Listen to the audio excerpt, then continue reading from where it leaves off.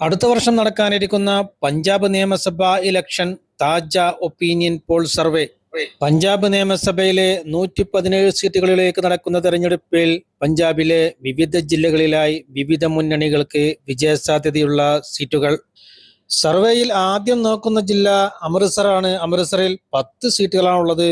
10 സീറ്റുകളിൽ 3 സീറ്റുകൾ വരെ AAPയും 1 സീറ്റ് BJPയും 4 സീറ്റുകൾ വരെ കോൺഗ്രസും 2 സീറ്റുകൾ വരെ മറ്റു കക്ഷികളും നേടാനാണ് സാധ്യത.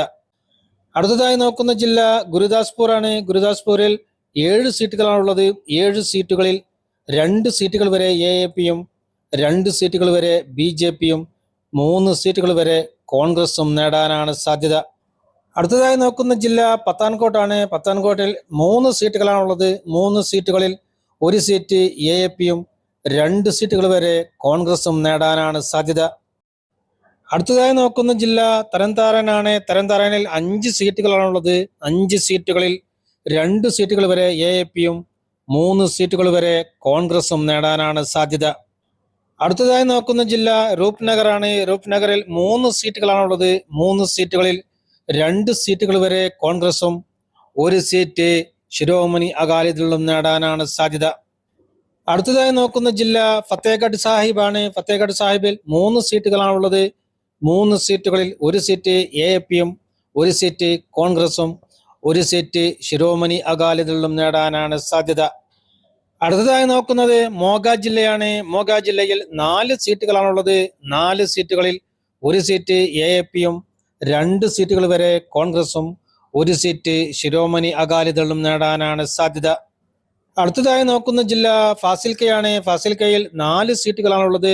4 സീറ്റുകളിൽ 2 സീറ്റുകൾ വരെ AAPയും 2 സീറ്റുകൾ വരെ കോൺഗ്രസും നേടാനാണ് സാധ്യത. അടുത്തതായി നോക്കുന്ന ജില്ല ഫരീദ്കോട്ടാണ്. ഫരീദ്കോട്ടിൽ 3 സീറ്റുകളാണുള്ളത്. 3 സീറ്റുകളിൽ 2 സീറ്റുകൾ വരെ AAPയും 1 സീറ്റ് കോൺഗ്രസും നേടാനാണ് സാധ്യത. അടുത്തതായി നോക്കുന്ന ജില്ല സംഗ്രൂരാണ്. സംഗ്രൂരിൽ 5 സീറ്റുകളാണുള്ളത്. 5 സീറ്റുകളിൽ 1 സീറ്റ് AAPയും 1 സീറ്റ് BJPയും 2 സീറ്റുകൾ വരെ കോൺഗ്രസും 1 സീറ്റ് ശിരോമണി അകാലിദളും നേടാനാണ് സാധ്യത.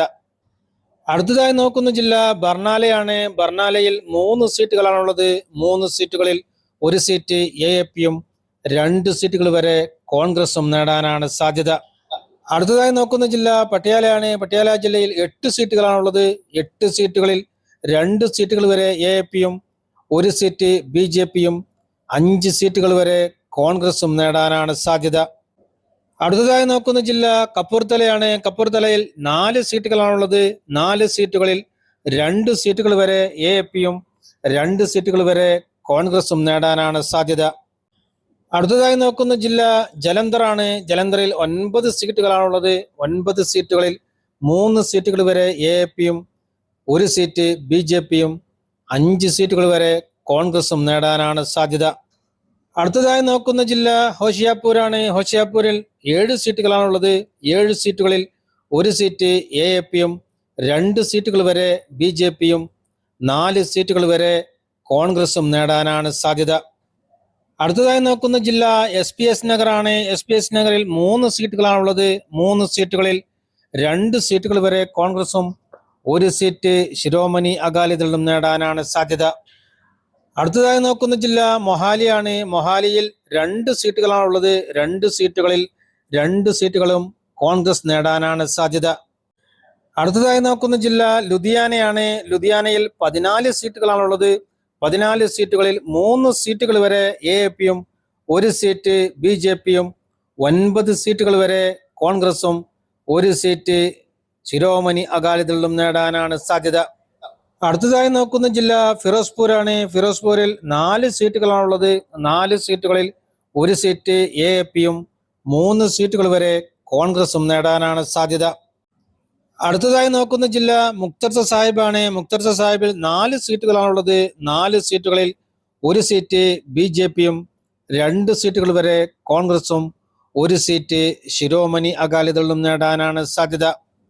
അടുത്തതായി നോക്കുന്ന ജില്ല ബഠിൻഡയാണ്. ബഠിൻഡയിൽ 6 സീറ്റുകളാണുള്ളത്.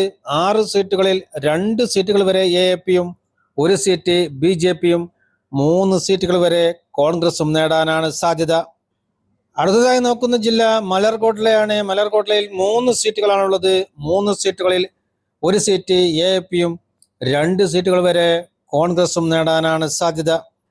അടുത്തതായി നോക്കുന്ന ജില്ല മാനസയാണ്. മാനസയിൽ 3 സീറ്റുകളാണുള്ളത്. 3 സീറ്റുകളിൽ 3 സീറ്റുകളും AAP നേടാനാണ് സാധ്യത. മറ്റു കക്ഷികൾക്ക് അവിടെ സീറ്റുകൾ നേടാൻ സാധ്യതയില്ല.